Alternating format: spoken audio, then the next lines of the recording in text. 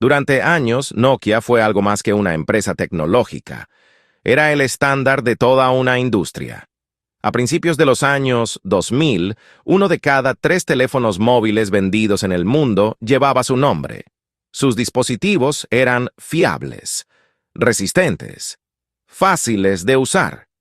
Y sobre todo, estaban en todas partes. En Europa, en Asia, en América. Parecía imposible imaginar un mercado móvil sin Nokia. Pero menos de una década después, ese dominio prácticamente había desaparecido. La empresa que había liderado la revolución del teléfono móvil había perdido la siguiente. Y la pregunta que quedó flotando en toda la industria fue incómoda. ¿Cómo puede caer un líder tan dominante en tan poco tiempo? La respuesta no está en un solo error, ni en una tecnología concreta. Está en una serie de decisiones aparentemente lógicas, que juntas crearon un problema que ya no tenía solución fácil. Esta historia no trata simplemente de cómo Nokia perdió el mercado de los smartphones. Trata de entender algo más profundo.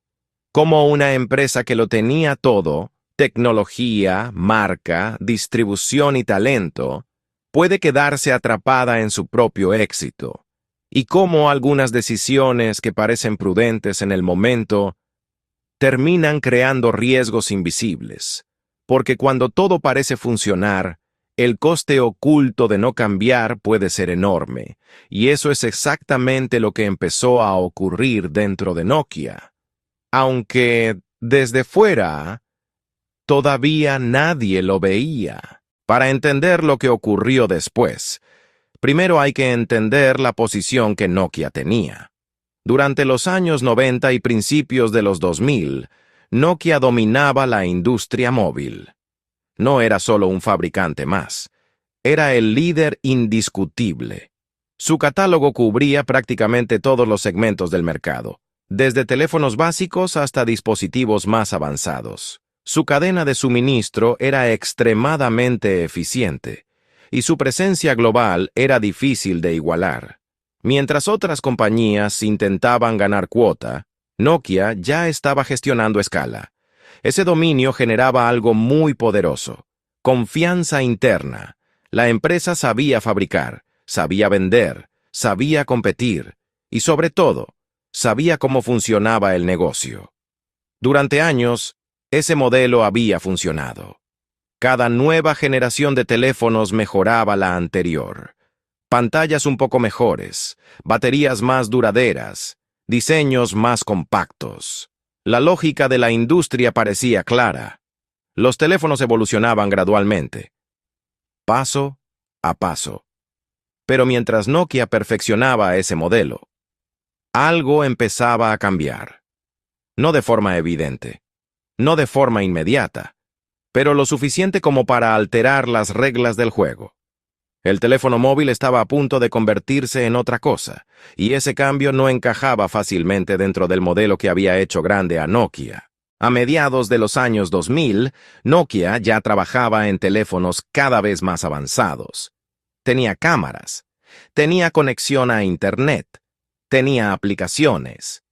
En muchos sentidos, la empresa estaba explorando el futuro, pero lo hacía desde una lógica que había funcionado durante años. Mejorar el dispositivo, optimizar el hardware, añadir funciones. Mientras tanto, dentro de la empresa, otro debate comenzaba a crecer: el software. Durante mucho tiempo, el sistema operativo dominante de Nokia había sido Symbian.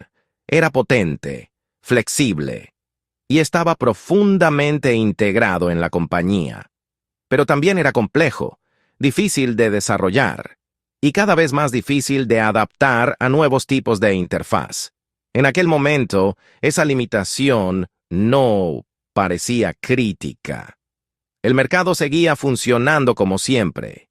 La gente compraba teléfonos, no plataformas digitales.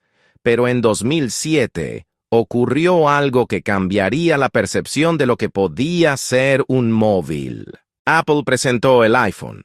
Un dispositivo que no solo era un teléfono, era una plataforma.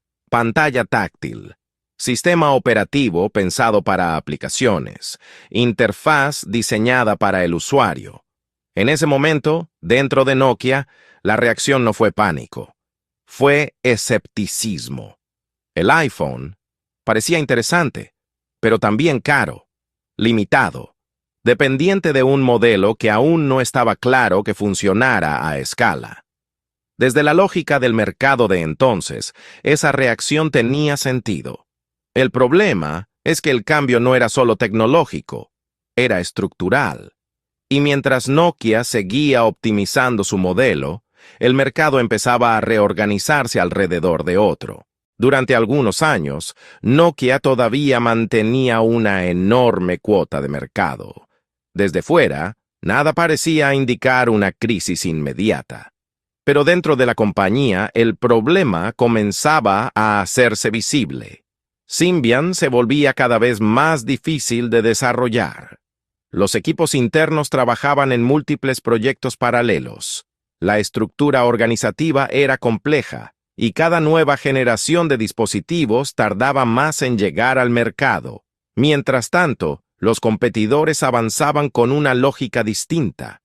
Apple mejoraba el iPhone cada año.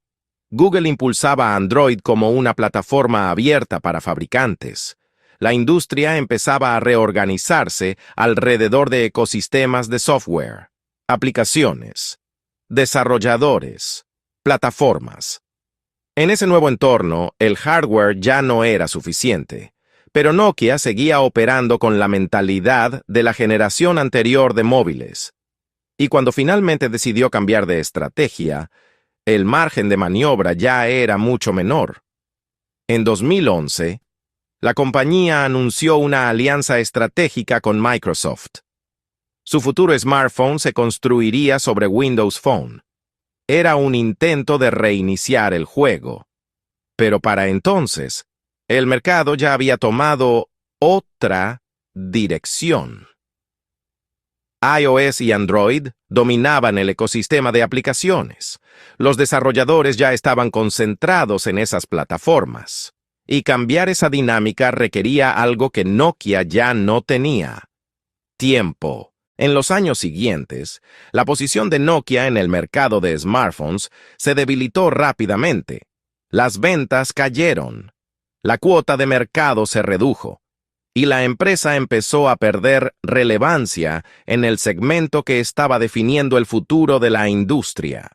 Finalmente, en 2014, Nokia vendió su división de teléfonos móviles a Microsoft. Para muchos observadores, aquello simbolizaba el final de una era. El líder histórico del teléfono móvil ya no estaba en el centro del mercado que había ayudado a construir. Pero la historia de Nokia no es simplemente la historia de una empresa que no supo innovar. En realidad, la compañía sí vio muchas de las tecnologías que estaban llegando.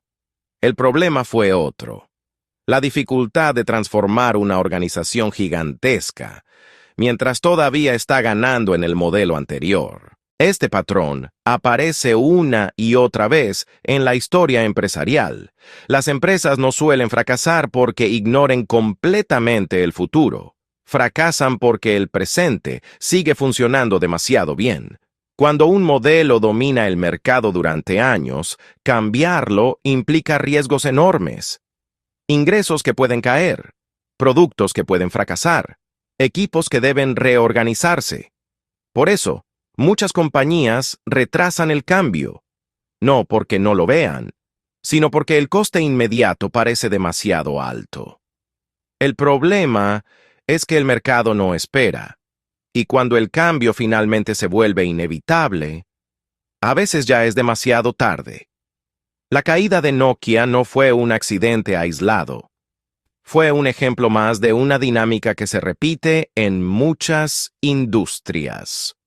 Cuando una empresa domina el presente, puede volverse demasiado lenta para adaptarse al futuro.